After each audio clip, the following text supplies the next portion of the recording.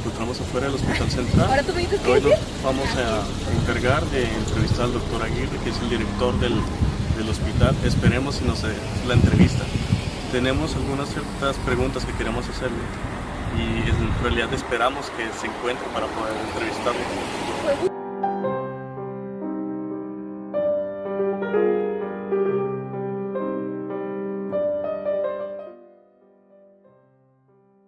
Ok, yo soy el doctor Oscar Aguirre Barrera y usted está fungiendo como director del Hospital Central.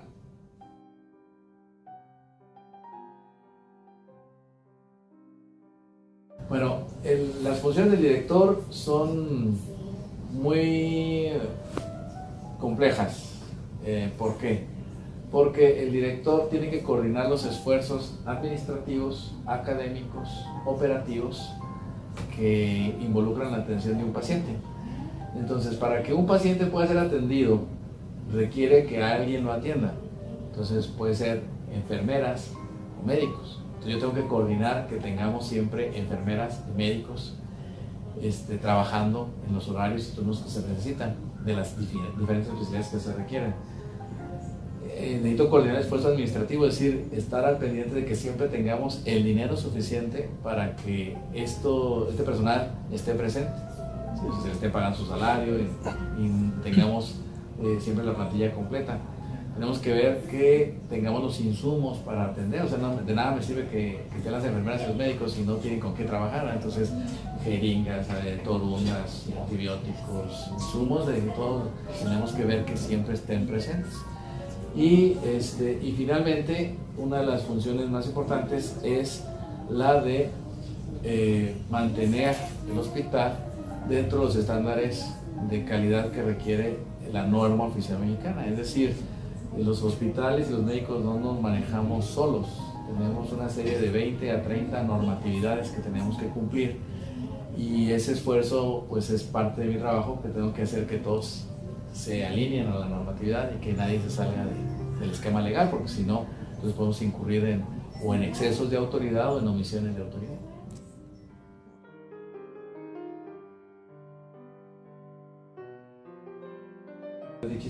Entonces cada hospital tiene un director, en este caso yo soy el director del Hospital Central.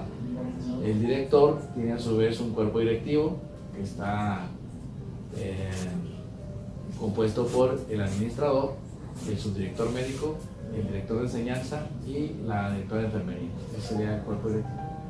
Y cada cuerpo directivo, abajo del cuerpo directivo está el cuerpo de gobierno. El cuerpo de gobierno serían todos los jefes de área que se encargan de ejecutar las órdenes o indicaciones que la dirección está imponiendo para que se cumplan, ¿verdad?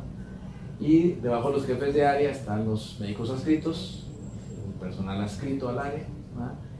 Y por debajo está el personal becario. Los becarios son médicos residentes y médicos internos. Esa sería la estructura orgánica. Es una estructura jerárquica. La jerarquía implica responsabilidades. Por decir, el interno tiene una responsabilidad, pero su inmediato superior tiene...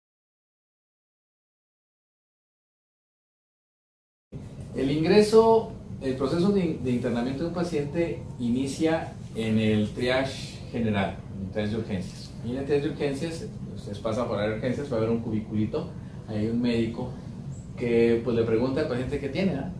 ¿Por qué viene?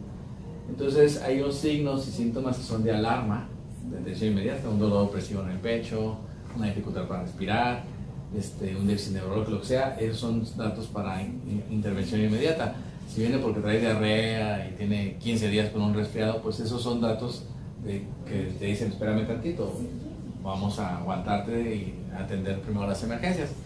Ahí en el triage, si determinan que el paciente requiere la atención, se pasa el paciente a un área que se llama de primer contacto y el familiar da información del paciente en admisión de urgencias.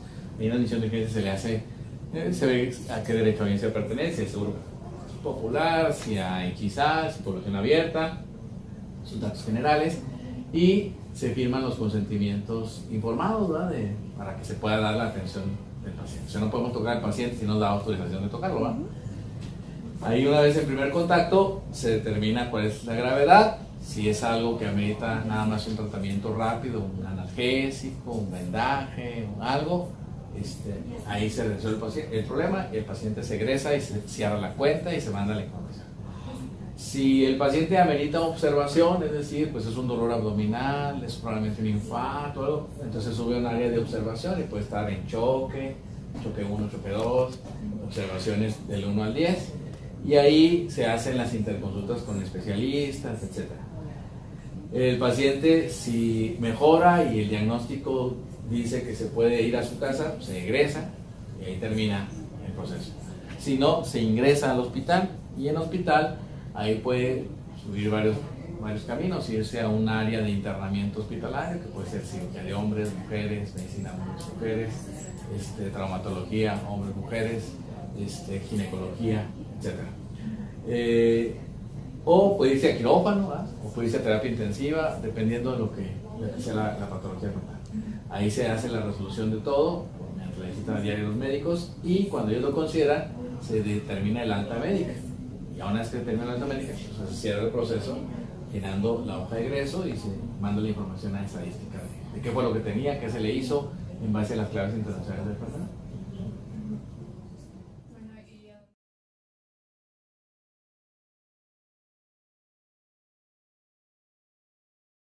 La información secundaria, o sea, toda la información del funcionamiento del hospital se distribuye en 3 rubros. Es la información administrativa, la información médica y la información de programas prioritarios. Es decir, hay enfermedades que son prioridad para el Estado y para el gobierno mexicano, por lo tanto son de notificación inmediata a la jurisdicción sanitaria, que es a nosotros correspondemos a la jurisdicción 01, o a la dirección de vigilancia epidemiológica del Estado, que sería a nivel de la Secretaría de Salud estatal, ¿sí? Actualmente con la tecnología pues ya podemos subir a plataformas nacionales, entonces nosotros directamente podemos reportar cualquier problema a una plataforma nacional y le dan seguimiento, ¿sí? La información administrativa se manda al administrador del hospital, ahí se dice cuánto dinero se gastó en la atención del paciente, de dónde hay que recuperarlo, quién va a hacerse cargo de la atención, si el Seguro Popular, si el ISSSTE, o si el familiar tiene que pagar la atención porque no tiene ningún servicio médico. Y ahí se hacen los costeos, compras, adquisiciones, todo.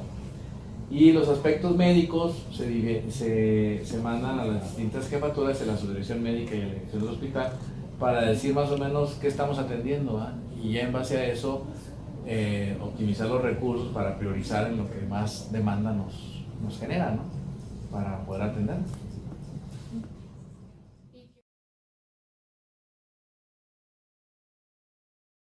Nosotros, nuestra fuente de información es el expediente clínico. Y el expediente clínico tenemos 2 vertientes, un expediente electrónico y un expediente físico.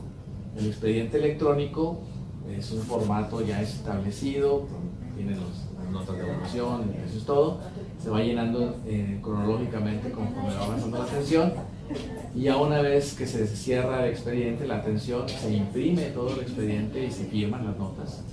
Y el expediente físico se almacena en el archivo clínico.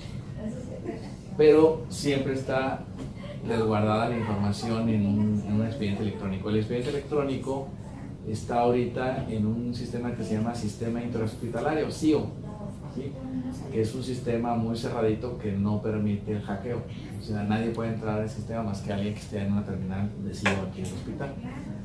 El objetivo que quiere la Secretaría de Salud es que el expediente electrónico sea único en todo el estado, y entonces se está trabajando para un nuevo expediente, pero pues eso va a tardar un par de meses.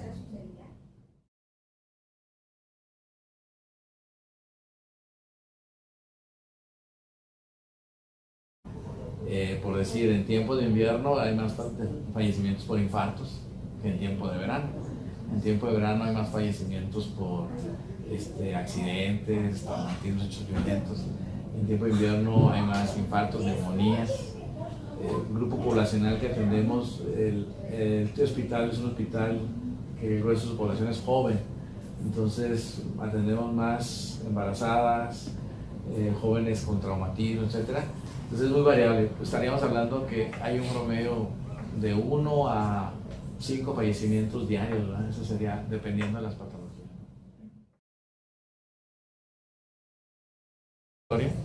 Es uno de los hospitales más importantes, si se pueden ustedes saber, en la historia de la medicina del país. ¿Por qué?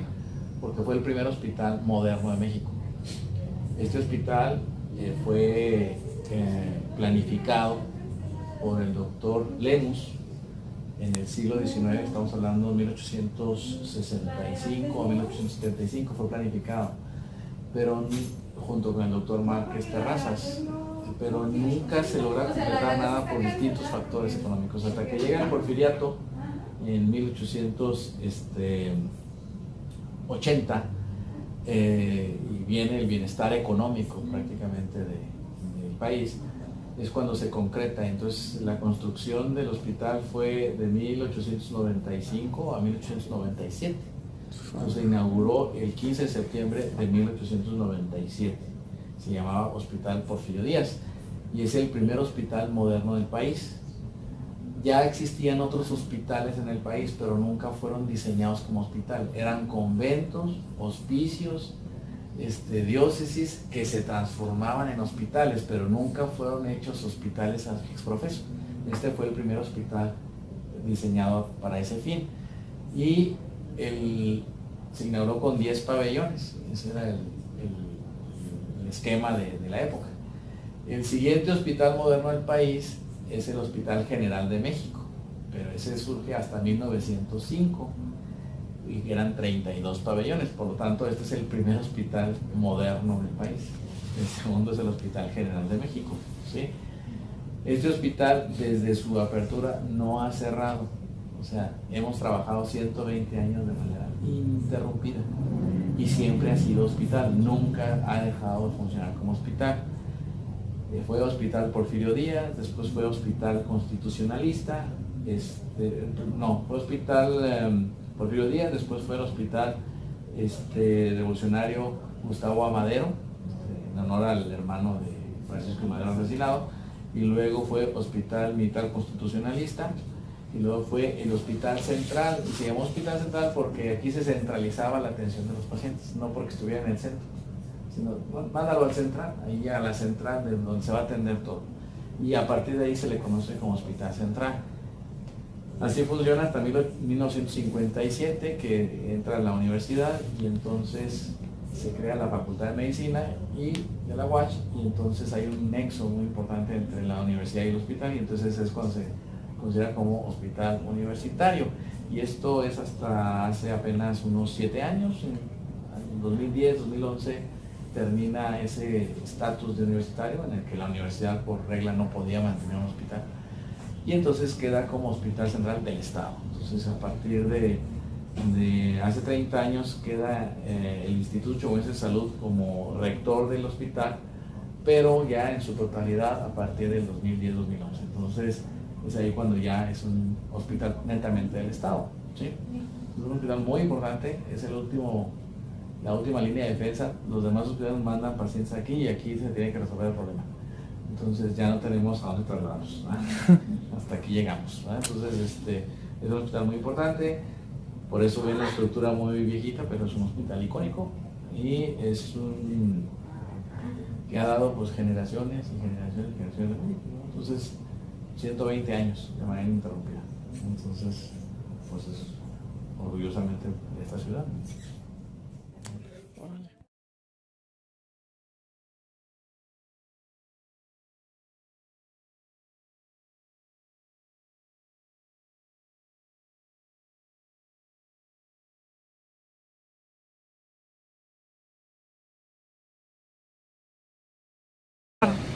Bueno, gracias a esa experiencia aprendimos pues más acerca de la historia del hospital, por ejemplo, que fue fundado hace 120 años y cómo está organizado, cómo es la jerarquía de y la verdad fue una muy buena experiencia para nosotros para aprender cómo se maneja un hospital y cómo se maneja la información en estas organizaciones.